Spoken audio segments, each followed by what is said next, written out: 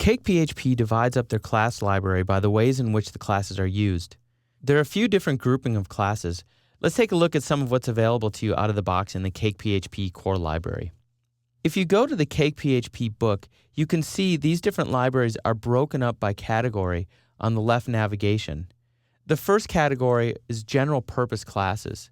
These are libraries that are available and reused throughout CakePHP.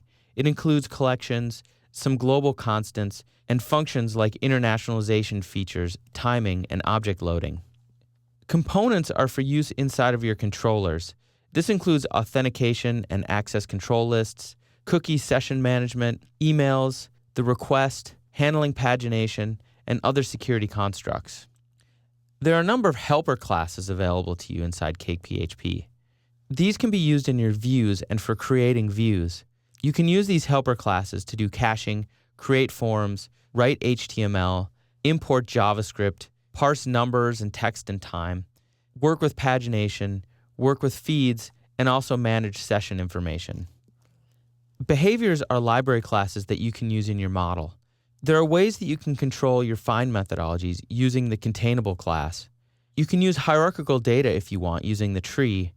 This also includes classes for translation and for managing access control list behaviors. And finally, there are the core libraries. These are simply utilities that can be used throughout your application, including the application library itself, the caching libraries, cleaning data, handling emails, working with files, using HTTP socket. There are a number of different classes for handling how you name things, specifically the inflector class, using strings and handling XML. The internationalization and localization classes are located in here. You also have logging, the router, and security classes available to you. And finally, because of the active CakePHP community, there are a number of third-party plugins available as well. CakePHP 2.0 includes a number of classes that can be used throughout your CakePHP applications. These can perform all kinds of tasks from string parsing to emailing and authorizing users. We touched on the basics here, broken down by the different types of your application.